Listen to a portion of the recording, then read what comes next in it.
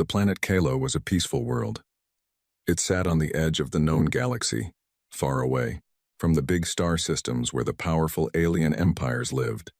The people of Kalo, known as the Kalans, were not warriors. They were farmers, artists, and teachers. They lived in cities made of white stone and blue glass, surrounded by green fields that stretched for miles. For thousands of years, they had lived in peace, believing that the galaxy was a quiet place where everyone followed the rules of kindness.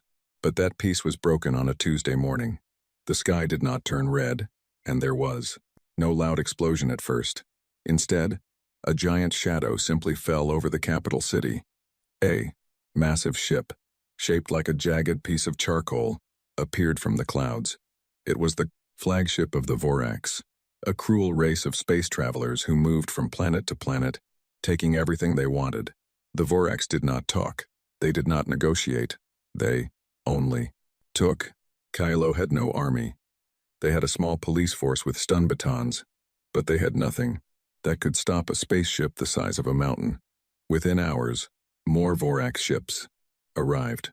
Thousands of them filled the sky like hungry insects. They began to land in the fields, crushing the crops and destroying the beautiful glass buildings. The Kalan leaders tried to send messages to the Galactic Council, the big group that was supposed to keep the peace. They begged for help. They sent signals into the deep dark of space, crying out for anyone to save them. The Galactic Council received the message, but they did nothing. The High Lords of the Cumberland Council sat in their golden chairs on a distant planet and looked at the maps. One of them, a tall alien with 4 eyes, shook his head. "Kalo is too far away," he said. "The Vorax are too strong.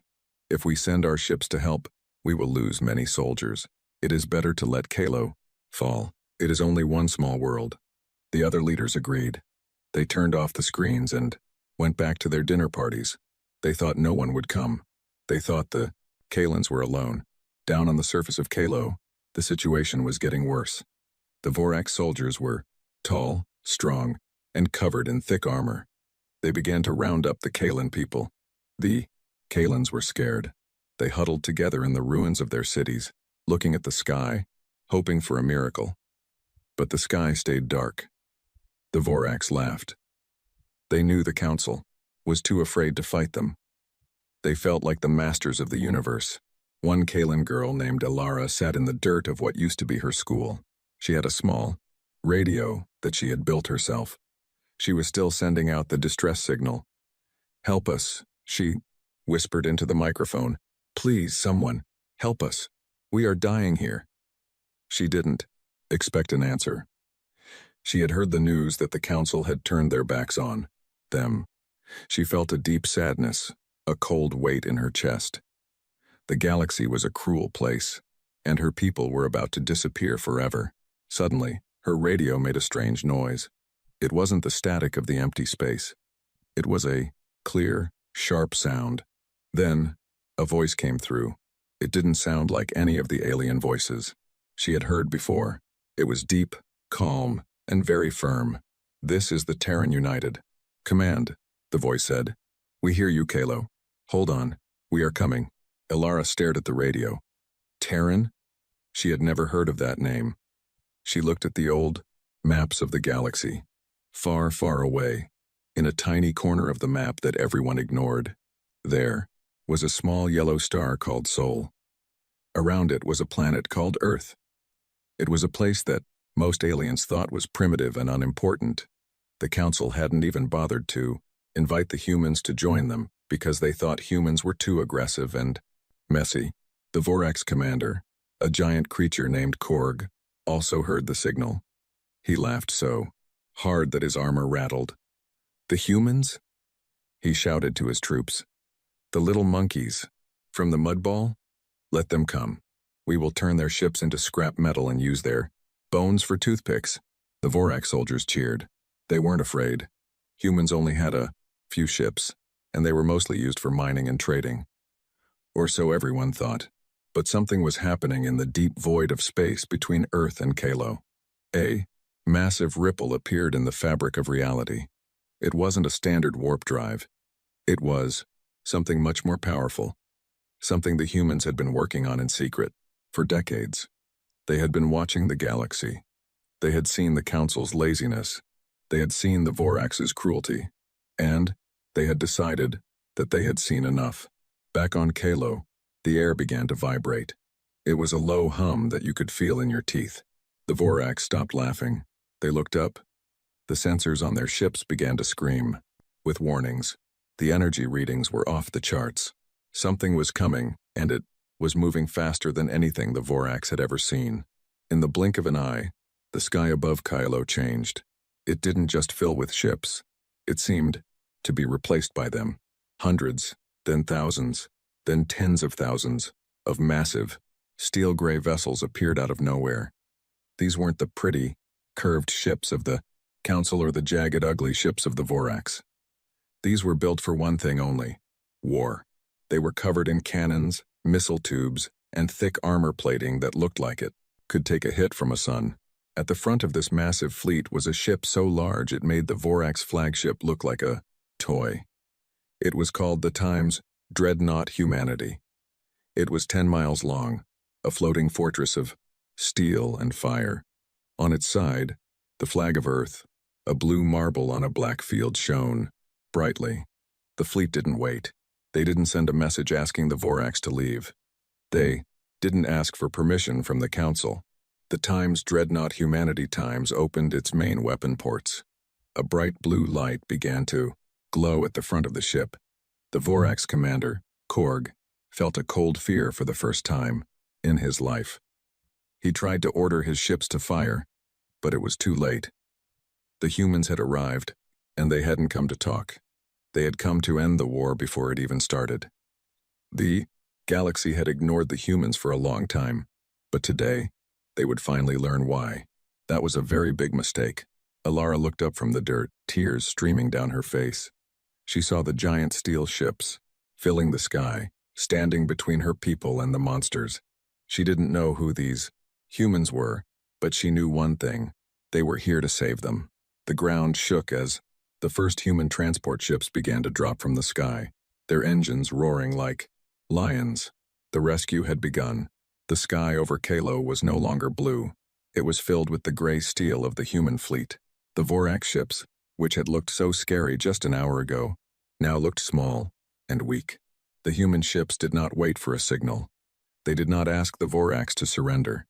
They simply opened fire. Thousands of bright white beams of energy shot out from the human ships. These were not the slow lasers the aliens were used to. These were railgun rounds and plasma bolts that moved so fast the eye could not see them. The Vorax flagship tried to raise its shields, but the human weapons were too strong. The first blast hit the Vorax ship right in the middle. The thick black metal melted like butter. There was a loud explosion that shook the entire planet. Bits of the Vorax ship fell from the sky like burning rain. On the ground, the Vorax soldiers looked up in terror. They had never seen anything like this. They were used to fighting people who were afraid of them. Now, they were the ones who were afraid. Commander Korg screamed into his radio, trying to get his other ships to fight back. "Fire! Everything!" he yelled. The Vorax ships started to shoot their green energy cannons. The shots hit the human ships, but something amazing happened. The human ships had special armor. Instead of exploding, the armor glowed for a second and then stayed perfectly still. The human ships didn't even have to move. They just sat there in the sky, taking the hits and shooting back with even more power. It was like a giant trying to swat a fly. Down on the surface, the human transport ships landed. These ships were shaped like big boxes, and they hit the ground with a heavy thud. The doors opened, and the human soldiers stepped out. They were not wearing simple cloth or light armor. They were inside giant suits of power armor. They looked like robots, but inside were men and women with hard faces and sharp eyes. They carried guns that were twice the size of a Kalan person. These guns made a deep thumping sound every time they fired. The Vorax soldiers tried to charge at the humans. They ran forward with their sharp claws and energy swords. But the humans didn't move. They stood in a straight line and fired. The bullets from the human guns went right through the Vorax armor. One human soldier, wearing armor with a skull painted on the helmet, stepped forward. He grabbed a Vorax soldier by the neck and threw him 50 feet into the air. The humans were faster, stronger, and much more violent than the Vorax had expected. Ilara watched from her hiding spot. She saw a group of Vorax soldiers trying to corner some Kalan children. She wanted to help, but she had no weapon. Suddenly, a human soldier landed right in front of the children. He had jumped from a hovering ship high above. His jetpack made a loud roar as he landed, creating a cloud of dust.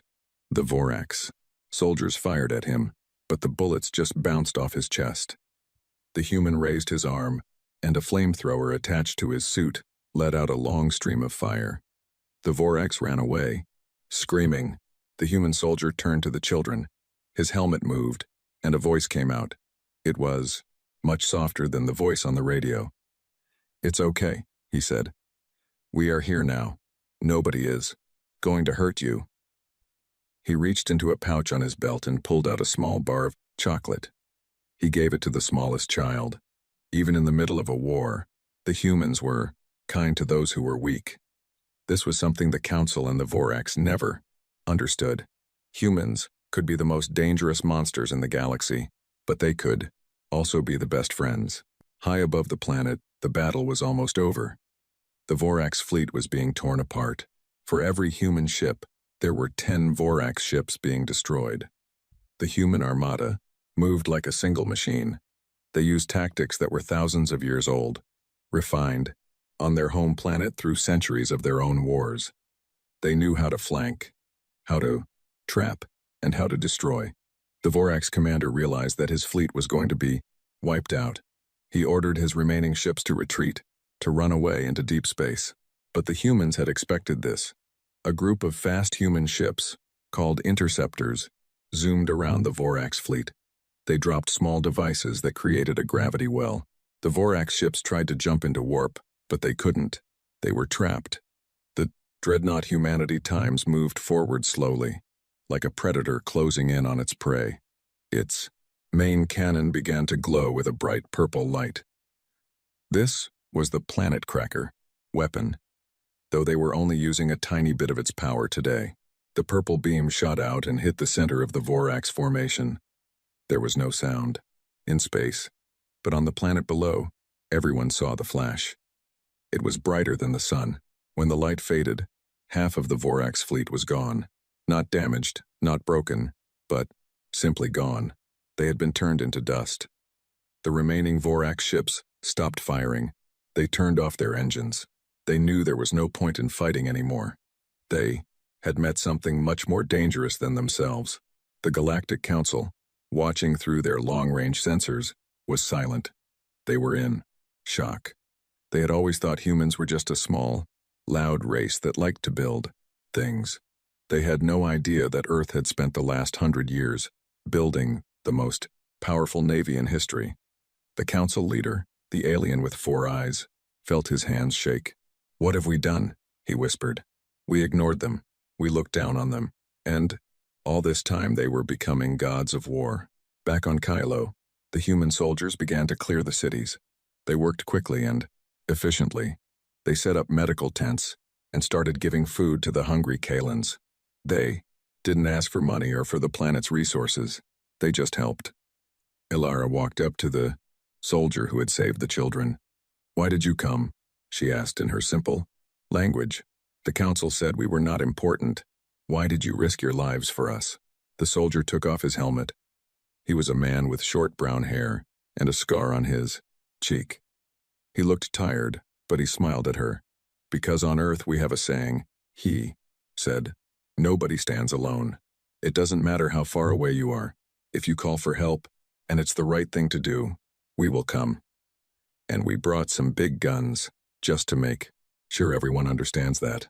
The galaxy was a very big place, and for a long time, it had been a cold and lonely one.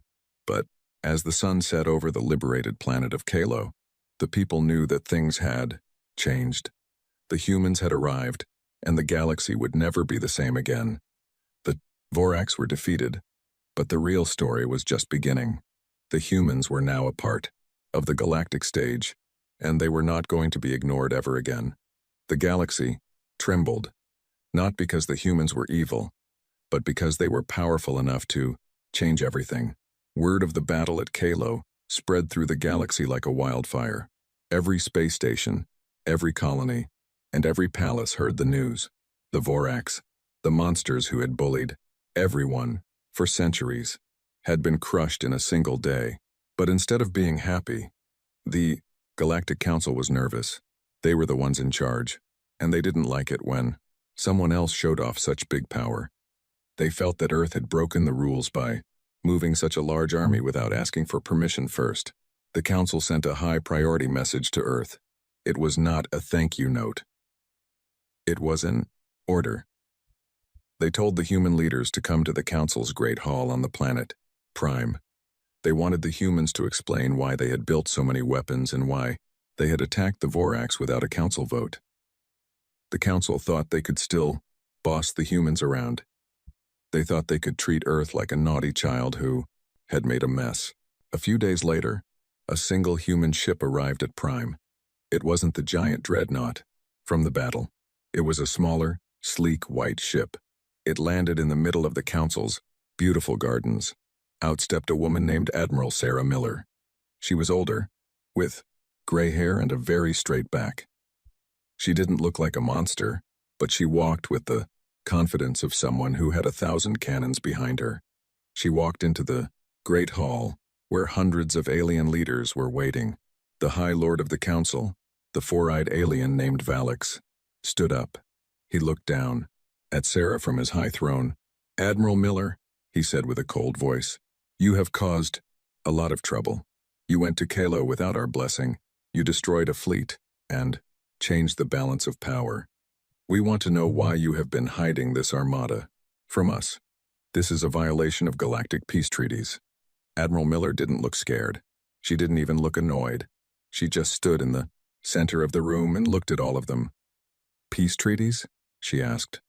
Her voice was calm, but it reached every corner of the hall. "We watched the screens. We heard the Kalins screaming for help. We saw your ship sitting right here, doing nothing. You call that peace? We call that cowardice. On Earth, we don't wait for a vote when someone is being murdered. We just go and stop it."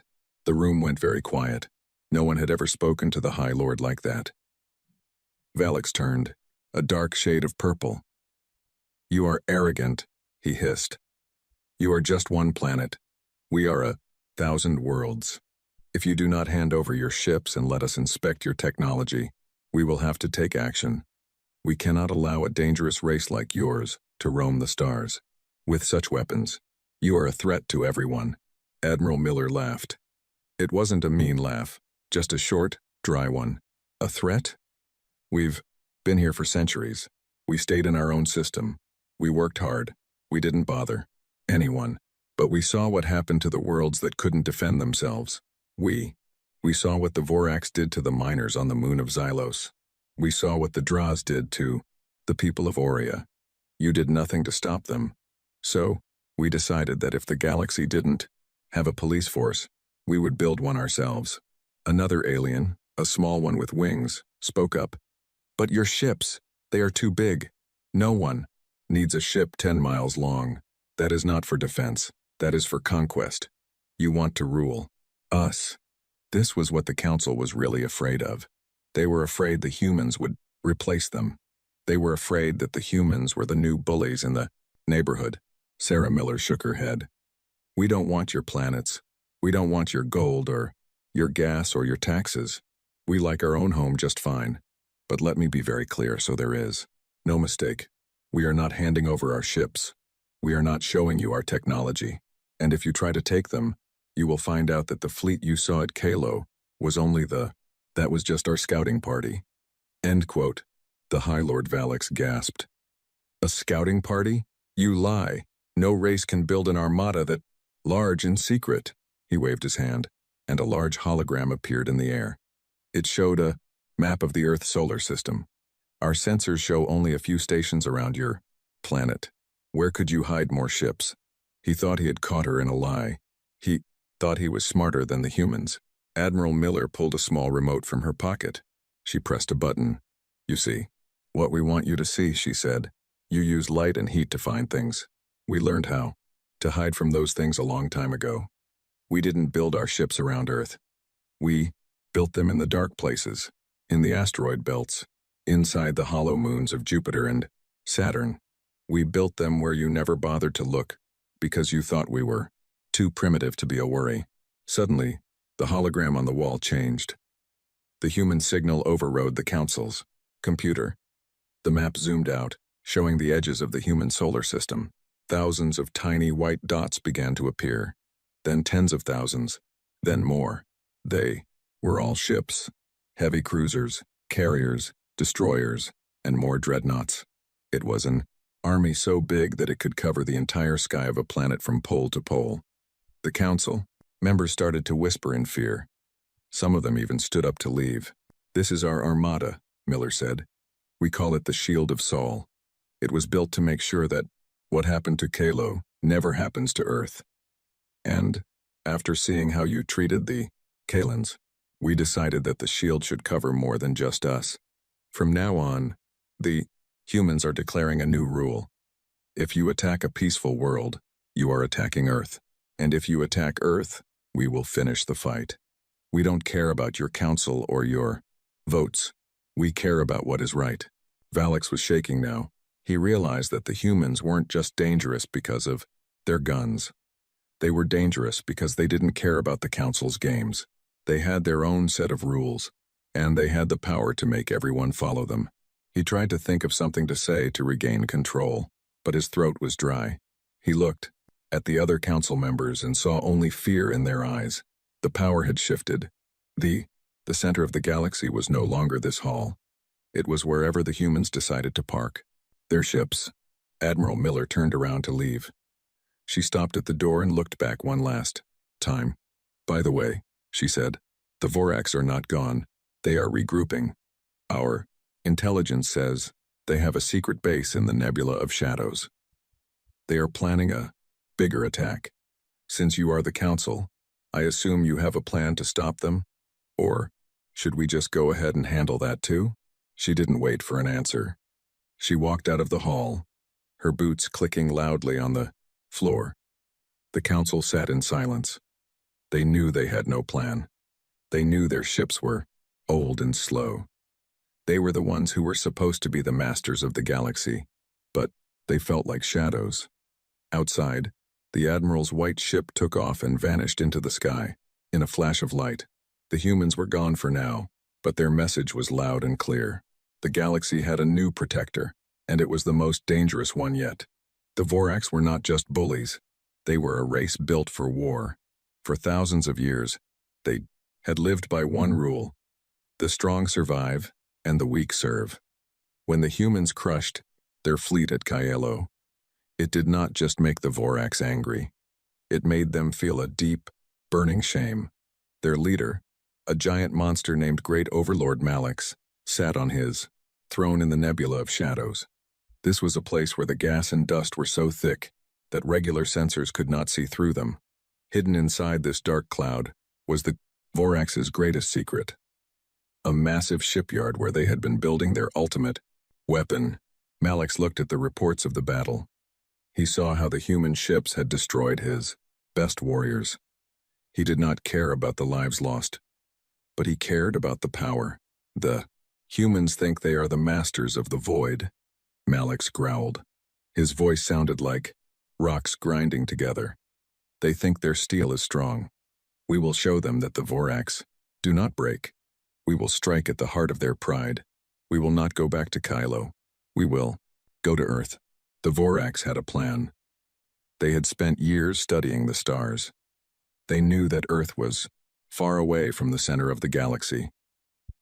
They thought if they could destroy the human home planet, the rest of the human armada would lose its spirit and surrender. Malix ordered his World Eater station to move. It was a giant moon-sized machine, covered in thousands of spikes and glowing with green energy. It was slow, but once it reached a planet, it could pull the atmosphere right off the world. Around it, the Vorax gathered, every ship they had left. It was a swarm of over 100,000 vessels. Back on Earth, the mood was different. People were not celebrating. They knew the Vorax would come back.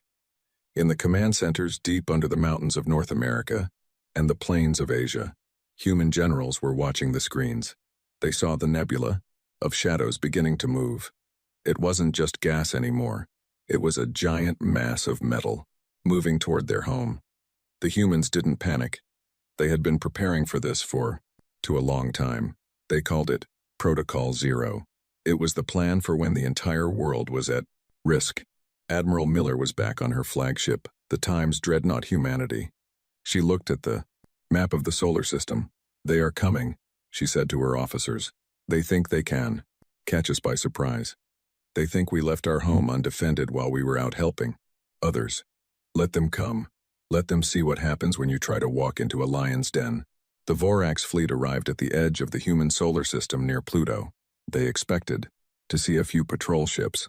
Instead, they saw nothing. The space was empty and silent.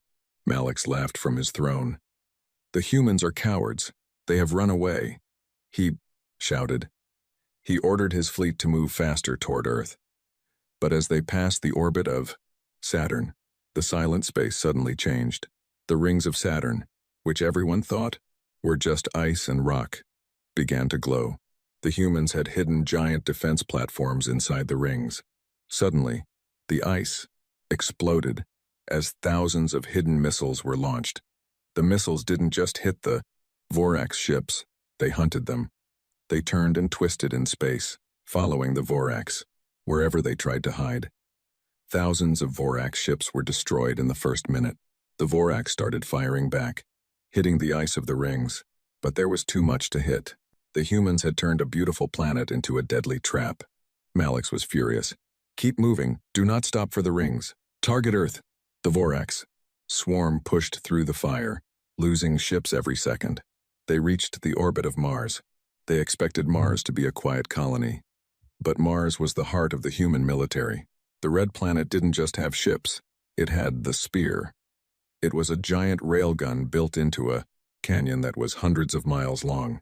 It used the entire power of the planet's reactors to fire a single piece of metal at a fraction of the speed of light. A loud hum vibrated through space as the spear fired. A massive slug of solid tungsten shot out from Mars. It hit the Vorax World Eater station right in its side. The impact was so powerful that it didn't just cause an explosion. It sent a shockwave through the entire Vorax fleet. The giant station groaned as its metal frame twisted. It didn't blow up yet, but it was badly hurt. The Vorax were in shock. They had never seen a weapon that used a whole planet as its base. Admiral Miller saw the hit on her screen. "Now," she said, "all ships, engage. Out from the shadows of the moons, out from the dark side of the sun, and out from the hidden stations in the asteroid belt." The true human armada appeared. It was not just the ships the Council had seen in the hologram. It was every ship Earth had ever built. There were millions of them, small fighters, medium cruisers, and the massive dreadnoughts. They surrounded the Vorax swarm from every direction. It wasn't a battle anymore. It was a wall of steel closing in. The human pilots were not like the Council pilots who fought for money or land. The humans were fighting for their families, their history, and their home. They flew their ships with a wild energy that the Vorax could not match. Human fighters dived into the middle of the Vorax formations, spinning and shooting with perfect aim. The larger human ships moved in pairs, covering each other and using their heavy shields to protect the smaller ones. It was a dance of destruction. Malix realized he had made a terrible mistake. He had thought the humans were dangerous because they had big ships. He now realized they were dangerous because they were smart. They had turned their entire solar system into a fortress. Every rock, every moon, and every planet was a weapon. The Vorax were not attacking a planet. They were walking into a giant machine designed to kill them. He tried to order a retreat, but the human interceptors had already locked down the warp lanes. There was no way out. The Times Dreadnought Humanity Times moved to the front of the line. It faced the damaged World Eater station. Admiral Miller looked at the giant monster on her view screen. Malix was screaming. his face full of hate. Miller didn't scream. She didn't feel hate.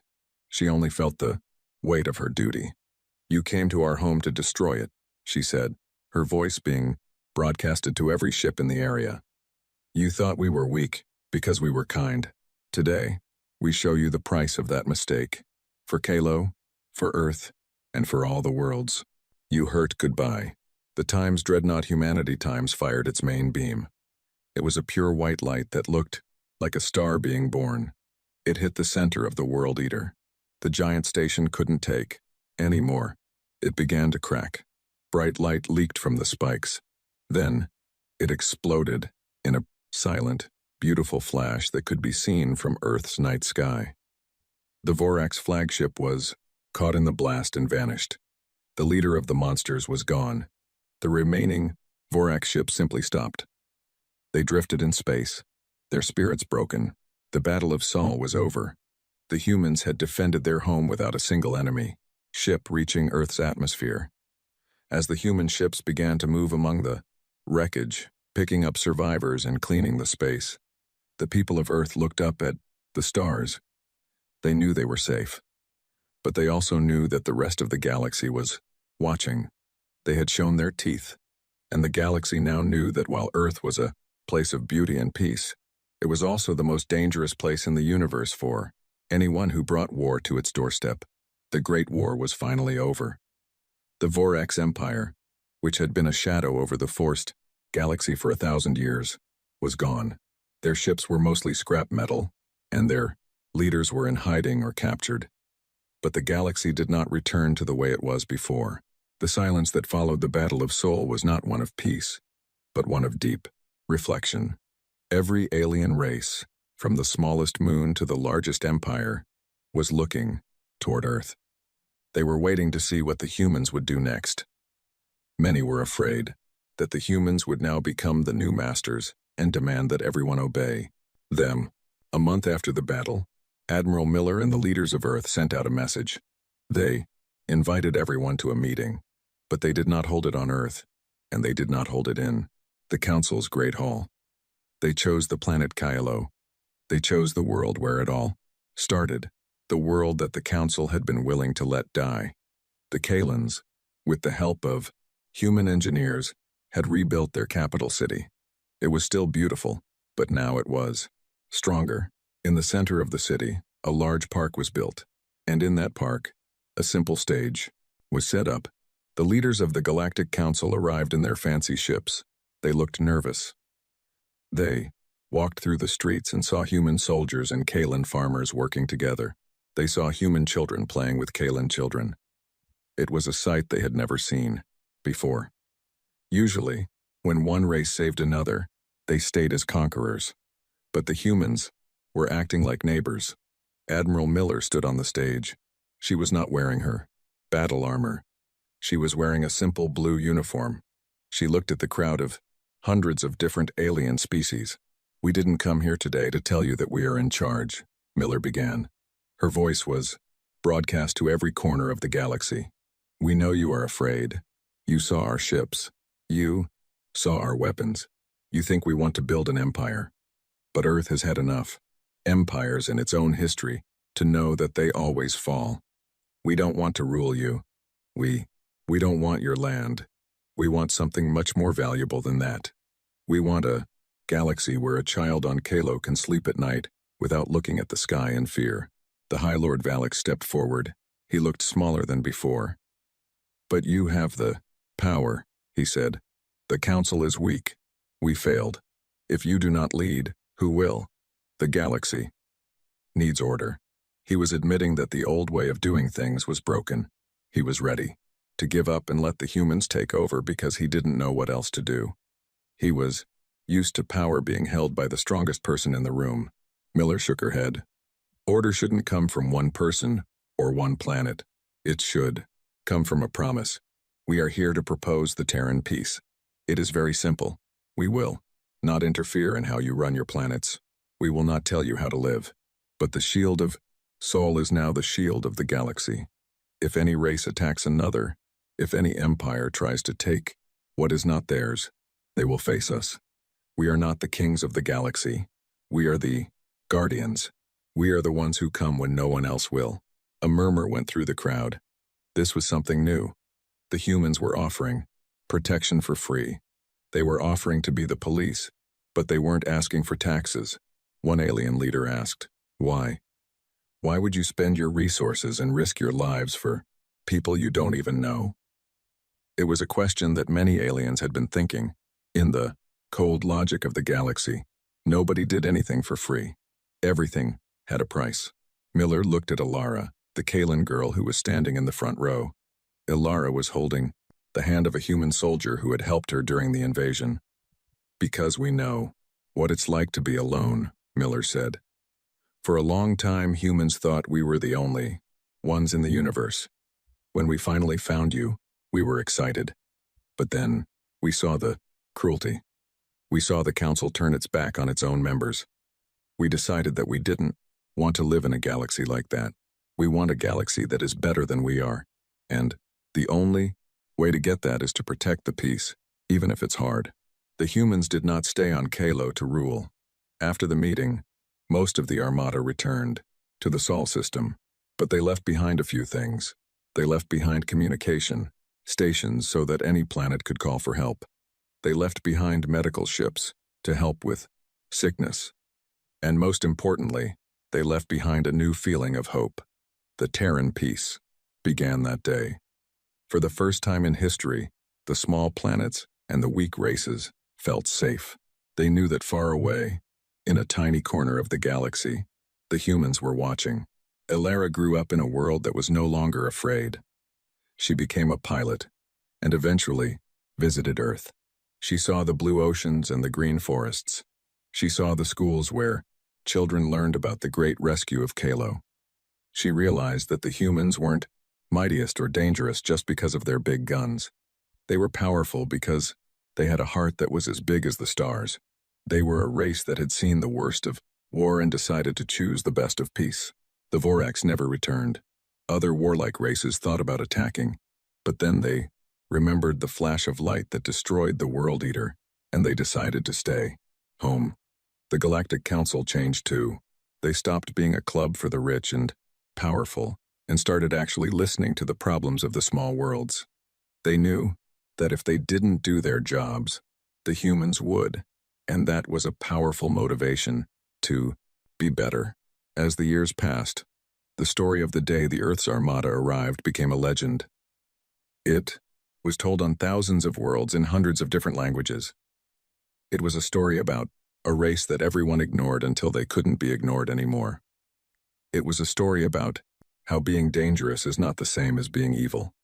The galaxy still trembled when the human ships flew by, but it was no longer a tremble of fear. It was a tremble of respect. The humans had arrived, and they had brought the light with them. In the deep void of space, the Times dreadnought Humanity Times continued its patrol. Admiral Miller, now retired, sat on her porch back on Earth, looking up at the night sky. She knew that out there, someone was calling for help, and she knew that somewhere in the fleet, a young captain was saying, "Engage, we're going." The humans were no longer alone, and, as long as they were around, no one else would have to be alone either. The galaxy was finally a home for everyone. Even though the big war with the Vorax was over, the galaxy was still a very big and complicated place. Many years had passed since the Terran peace began. On Earth, a new generation of humans had grown up. They had never known a time when humans were alone in the solar system. To them, the stars were not just points of light. They were places where friends lived. But while things were peaceful for most, there were still corners of the universe where old shadows lingered. Deep in a sector called the Rim, a new problem was growing that would test the humans one more time. The Rim was full of lawless groups and space pirates. These were people who didn't like the Terran peace because it stopped them from stealing. Among them was a group called the Syndicate. The Syndicate was made of many different alien races who only cared about money. They had found a way to build a weapon that could jam the human communication stations. They knew that if the humans couldn't hear the cries for help, they wouldn't come. Slowly, the Syndicate began to take over small mining moons, making The people there work as slaves. One of these moons was called Zura. It was a cold, rocky place where people mined crystals used for medicine. The syndicate moved in with their fast, black ships. They destroyed the local defense towers and told the people that Earth had forgotten them. "Look at the sky," the syndicate leader, a cruel alien named Vex, told the miners. Do you see any silver ships? Do you see any human heroes? They are far away and they're pretty palaces. They don't care about a rock like Zura." The people of Zura tried to send a message, but their radios only made a buzzing sound. The syndicate jamming was working. For months, Zura was a prison. The people were tired and hungry. They started to lose hope. They began to believe that the Terran peace was just a dream that had ended. But the syndicate made one mistake. They forgot that humans don't just rely on technology. They also rely on each other. A young human medic named Leo had been working on Zura when the syndicate arrived. He had been hiding in the tunnels with the miners. Leo knew he couldn't fight the syndicate alone. He was just a doctor, not a soldier. But he was a human, and humans are very good at fixing things that are broken. He found an old rusty mining probe that was used to check for crystals deep in the ground. It didn't use radio waves to talk. It used physical vibrations through the rock. Leo spent weeks secretly changing the probe. He didn't send a signal into the sky. He sent a signal through the very ground of the moon, hoping it would reach the nearest jump gate station. The signal was faint. It was just a rhythmic thumping, like a heartbeat. But at a human outpost, thousands of miles away, a young officer named Captain Sarah Chen noticed it. She wasn't looking at her radar. She felt a vibration in her coffee cup. She checked the sensors and realized it was a code. It was the old Morse code from Earth's ancient history. It said, "Zura is falling. We are here. Send help." Captain Chen didn't have a giant fleet. She only had a small group of 3 ships called the Vigilance Squad. But she didn't wait. She knew the rule. If someone calls, you go. She ordered her ships to jump toward Zura. When they arrived, they saw the syndicate fleet orbiting the moon. There were 50 syndicate ships against Chen's 3. Vex, the syndicate leader, laughed when he saw the small human ships. "Is this the Great Armada?" He mocked over the open channel. "3 little boats? You should have stayed home." Captain Chen didn't laugh back. She was calm. "We are enough," she said. The syndicate ships began to fire. They were fast and used dirty tactics, trying to surround the human ships. But the humans had been training for this. Their ships were small, but they were built with the same technology as the big dreadnoughts. They were incredibly hard to hit. Chen's ships danced through the enemy fire, using their thrusters to move in ways that seemed impossible. They weren't just fighting. They were protecting the atmosphere of the moon so no stray shots hit the people below. The battle was intense. One of the human ships took a hit to its engines and began to drift. The syndicate ships closed in like sharks, sensing a kill. Vex prepared his main cannon to finish them off. But then, the space behind the human ships began to ripple. It wasn't just one ship coming through. It was a massive wave of energy. The syndicate's jamming device, which was located on their main ship, suddenly exploded. The humans had used the signal from the 3 small ships to track the source of the jamming and send a massive energy pulse right through the jump gate. With the jamming gone, the sky above Zura lit up. It wasn't just more human ships. It was ships from Kalo, ships from the Council, and ships from dozens of other worlds. That Terran peace had created a galaxy where everyone looked out for each other. The humans had arrived first, but their friends were right behind them. The syndicate fleet was surrounded in seconds. Vex looked at his screens and saw 100 different flags flying. Together, he realized that he wasn't just fighting Earth. He was fighting a united galaxy. The syndicate surrendered without another shot. They knew they couldn't win against the whole universe. On the ground, Leo and the miners looked up and saw the sky filled with friendly lights. The human transport ships landed, and instead of just soldiers, they brought food, medicine, and engineers to fix the mines. Captain Chen landed her ship and met Leo. "Good job with that probe, Doc," she said with a smile. "We heard you loud and clear." This event, known as the Whisper of Zura, proved that the humans had succeeded in something even bigger than winning a war. They had built a system where even the smallest voice on the furthest moon could be heard. The galaxy wasn't just peaceful because of Earth's big guns anymore. It was peaceful because everyone had learned that they were part of a family. The humans had shown that being mightiest didn't mean standing on top of others. It meant being the foundation that held everyone else up. As the syndicate members were led away in chains, the people of Zura held a feast. They invited the humans and the other aliens who had come to save them. For the first time in the moon's history, the cold rocks felt warm. The galaxy had trembled many years ago when the human Armada first arrived, but today, the galaxy was cheering. The humans had taught the stars a lesson they would never forget. No matter how dark it gets, and no matter who tries to silence you, help is always on the way. 1,000 years had passed since the first human ships arrived at Kalo. To the humans of Earth, that day was a very old story in history books. To the aliens of the galaxy, it was the day that changed the universe forever. Earth was no longer just a planet. It was a symbol of hope. The solar system had become a place of learning and peace, where people from all over the galaxy came to see the ancient blue marble. The Terran peace had lasted longer than any empire in history, and it was time for the biggest celebration the stars had ever seen, the millennium of unity. In the capital of Earth, a city that now stretched across continents with floating gardens and crystal towers, millions of visitors gathered. There were Kalans, now a tall and proud race of scientists. There were former Voraks, whose descendants had long ago turned away from war and were now known for their great engineering skills. There were even the High Lords of a new, much kinder galactic council. They weren't there to talk about laws or borders. They were there to say thank you to the humans. Admiral Miller was long gone, but her statue stood in the center of a grand plaza.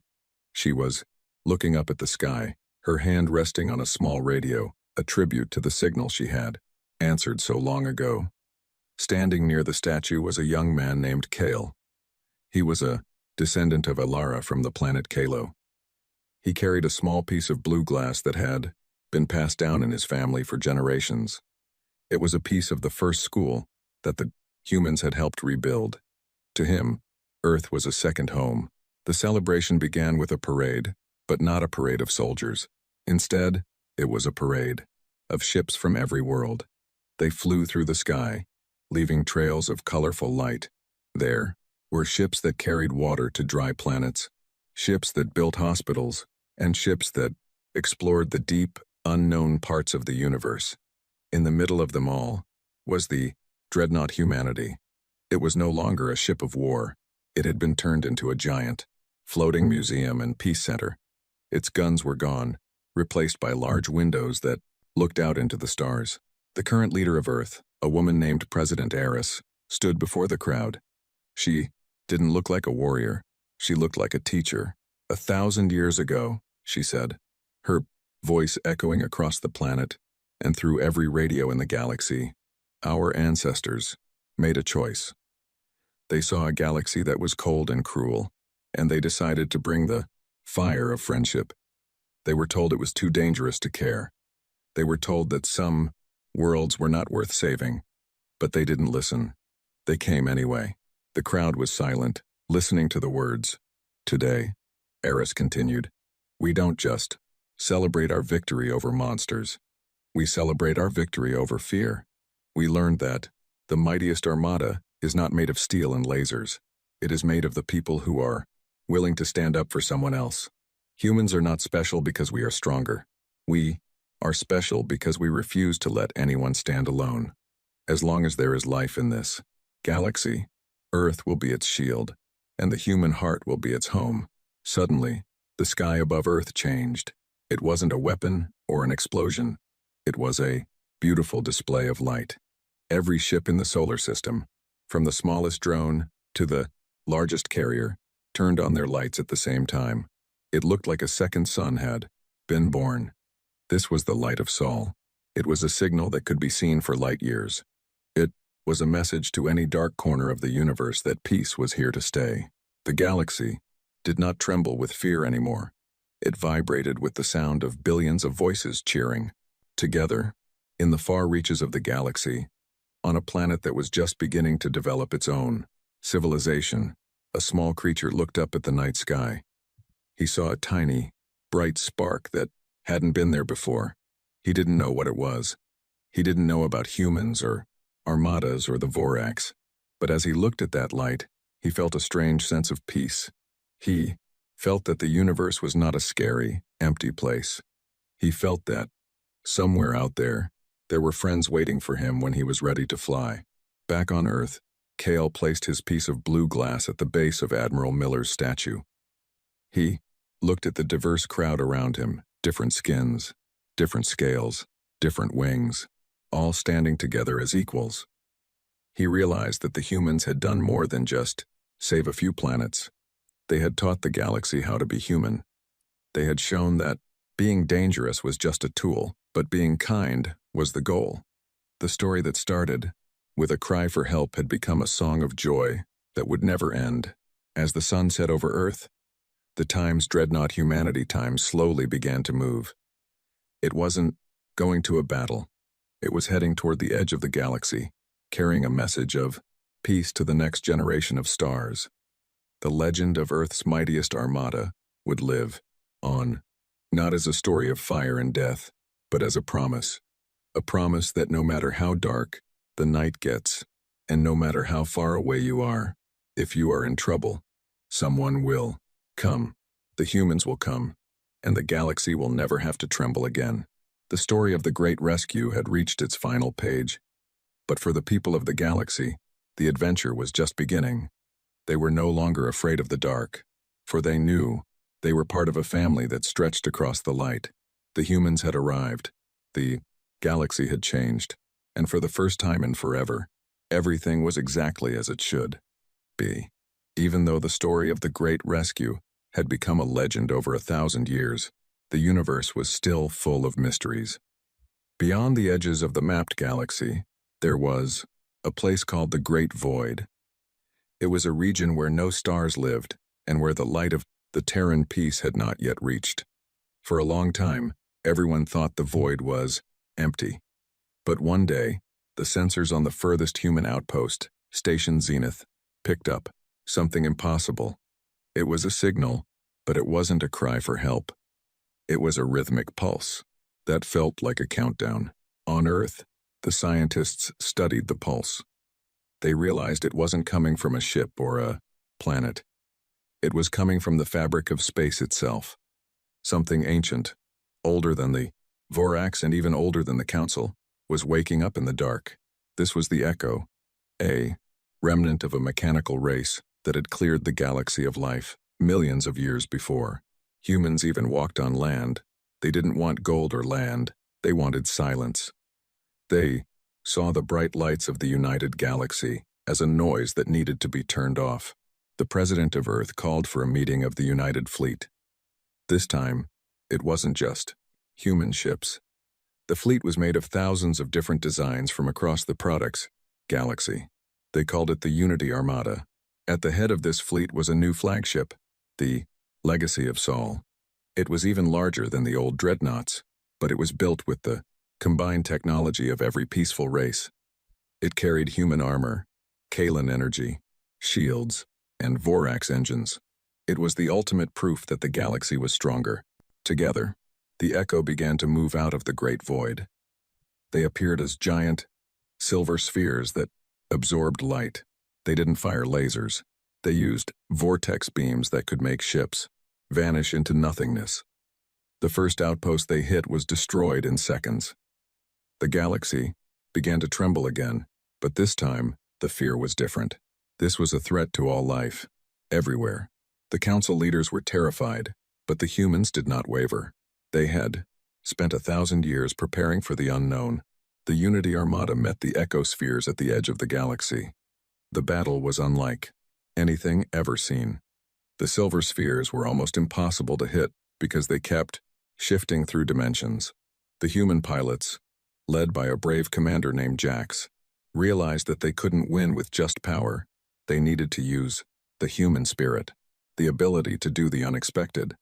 Jax ordered his pilots to turn off their computer aiming systems and fly by sight, using their instincts to predict where the spheres would be. Jax led a daring charge into the center of the Echo formation. He wasn't trying to blow them up, he was carrying a harmonic pulse. The humans had figured out that the Echo spheres were all connected by a single mental network. If they could send a message of chaos into that network, the spheres would lose their coordination. As Jax flew his small ship closer to the largest sphere, the vortex beams missed him by inches. He wasn't afraid. He was thinking of the billions of families back in the galaxy who were counting on him. He released the pulse. It wasn't a weapon of destruction, but a burst of human music, art, and memories, 1,000 years of life and laughter. The Echo, which only knew silence and order, couldn't handle the noise of life. The silver spheres began to shake and glow.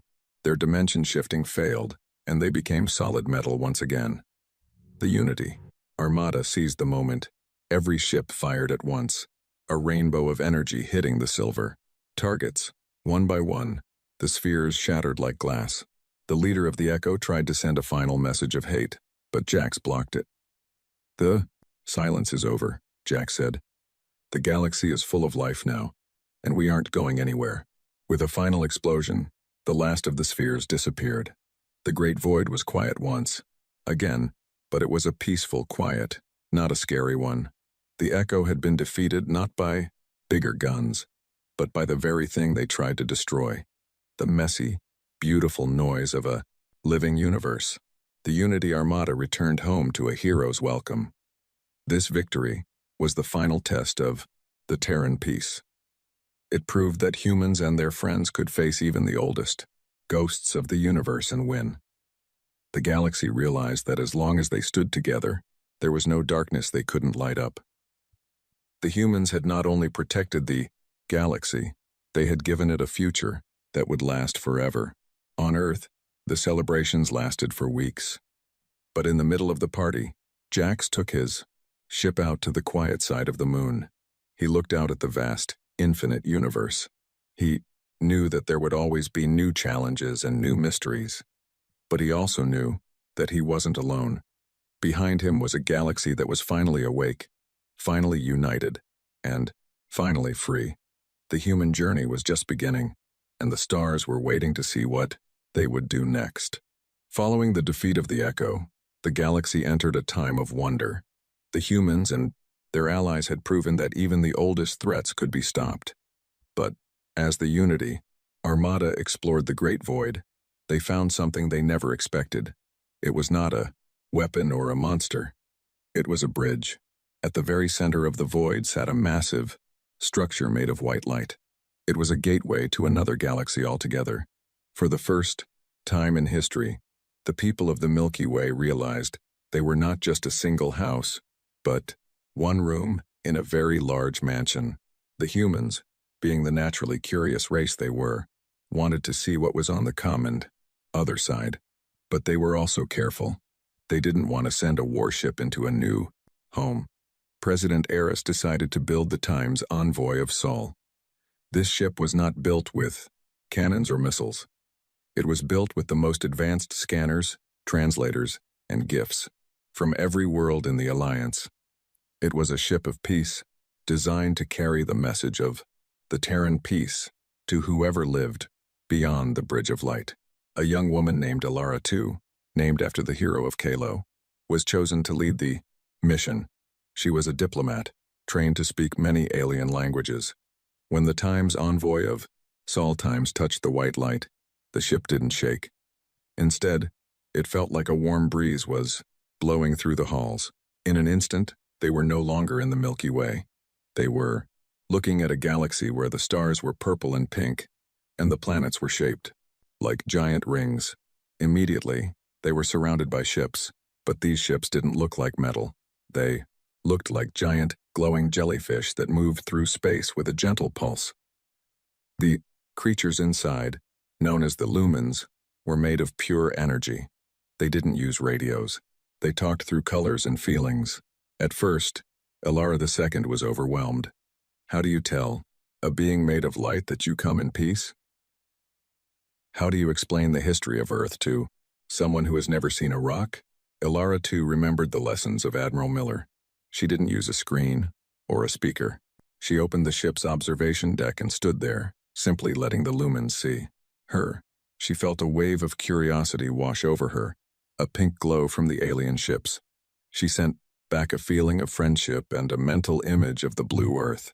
To her surprise, the lumens responded with a bright gold light. It was the feeling of a long-lost friend, returning home. The lumens had been waiting for someone to cross the bridge for millions of years. The lumens showed Elara II their world. It was a place where there was no hunger and no war because everyone was connected through their light.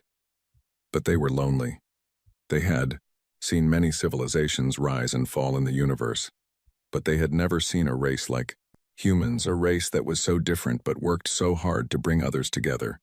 The lumens told Elara II that they had been watching the Milky Way from afar, hoping that someone would find the bridge. While the meeting was peaceful, a group of dark matter beings, who lived in the spaces between galaxies, saw the bridge opening. These beings, the Umbra, hated light and life. They began to swarm toward the gateway, hoping to use it to invade the Milky Way. Elara, too, realized that the bridge was now a danger. If the Umbra got through, all the peace they had built would be destroyed. She called back to Earth, telling them to prepare the Unity. Armada, the humans and their allies arrived at the bridge just as the first Umbra shadows touched the light. It was a new kind of battle. The Umbra couldn't be hit by physical bullets. But the lumens showed the humans a secret. They shared their energy with the human ships, turning the Unity Armada into a fleet of light. The human ships glowed with the same purple and pink colors as the new galaxy. When the ships fired, they didn't shoot lasers. They shot beams of pure joy and memory that dissolved the shadows. The battle was short because the darkness couldn't stand against the combined light of two galaxies. The Umbra were pushed back into the deep void, and the bridge was sealed with a permanent shield of Lumina energy. The humans and the lumens had formed a bond that crossed the universe. It wasn't just a Terran peace anymore. It was a universal peace. The humans had become the bridge builders, the ones who connected different kinds of life together. Elara II returned to Earth as a hero. She brought with her a small glowing seed from the lumens. When it was planted in the soil of Earth, it grew into a tree that shone with a soft light at night. It was a reminder that no matter how far they went, the humans would always find a way to make friends. The galaxy didn't just tremble with respect, it shone with the light of 1,000 suns. The human armada was no longer just a group of ships, it was a lighthouse for the entire universe. As the sun rose over a peaceful Earth, the children looked up and saw two moons in the firm sky, the real moon, and the distant glow of the bridge.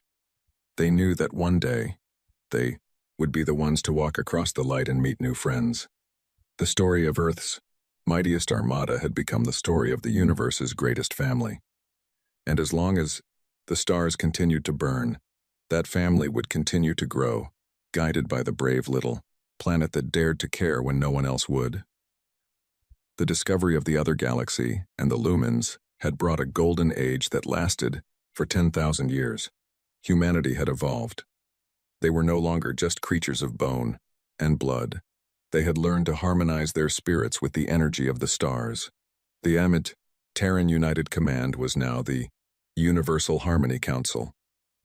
But as the universe reached a state of perfect peace, a new and final challenge appeared. It was not a monster, a pirate, or a dark matter ghost. It was the universe itself. The stars were beginning to grow old, and the light was slowly fading.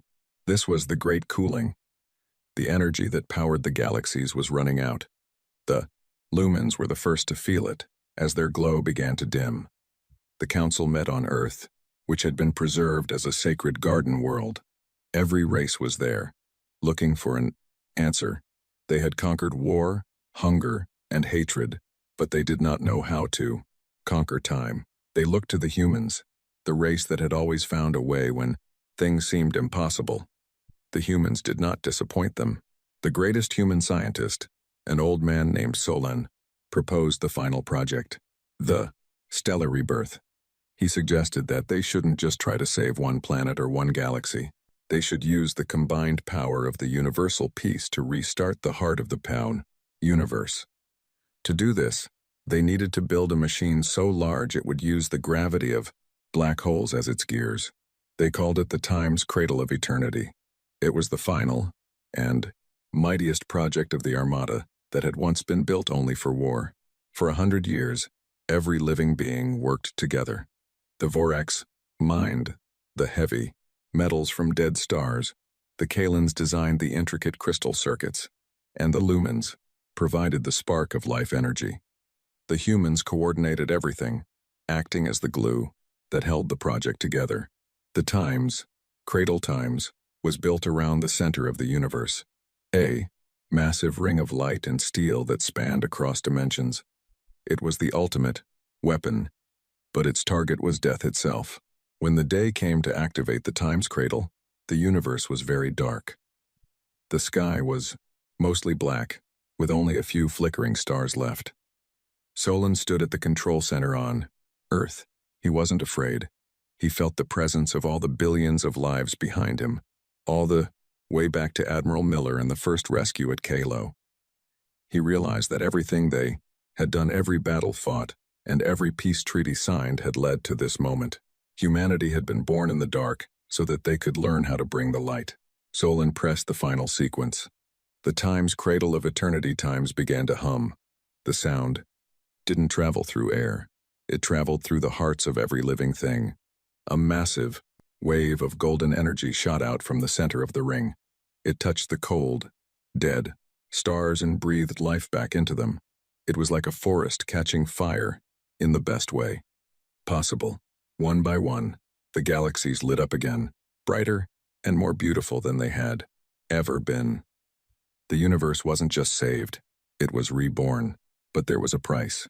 To power the Time's Cradle, the human armada, the physical ships of steel and fire, had to be sacrificed. They were moved into the heart of the machine to provide the initial spark. The Time's dreadnought humanity, the Time's legacy of soul, and the envoy Times all dissolved into pure light. The ships that had once made the galaxy tremble, with their power, were now the fuel for a new eternity. The humans didn't mind. They knew that they didn't need the ships anymore. They had something better, a universe that would never grow cold. As the new stars began to shine, humanity underwent a final change. They no longer needed to live on planets or travel in metal boxes. They became part of the light they had created. They were the guardians of the new universe, existing in the glow of every sun and the shimmer of every nebula. They had completed their journey from a small, ignored mud ball to the very soul of existence. The dangerous Armada had become a universal spirit. On a new planet, in a new galaxy, a young child of a new race looked up at the vibrant, colorful sky. She saw a constellation that looked like a blue marble. She felt a sense of warmth and safety, as if a giant hand was gently protecting her world. She didn't know the name Earth or the word human, but she knew she was loved. She knew that whenever she looked at the stars, she was looking at the eyes of those who had come before to make sure she could have a tomorrow. The story of the Armada that arrived when no one else would come had finally reached its true end. It wasn't a story of ships or war, but a story of the power of caring. The galaxy had trembled, then it had cheered, and finally, it had found peace. In the new, eternal universe, the humans were everywhere and nowhere. A silent promise kept across the ages: no one stands alone. And in the light of the newborn suns, the universe smiled back. The end.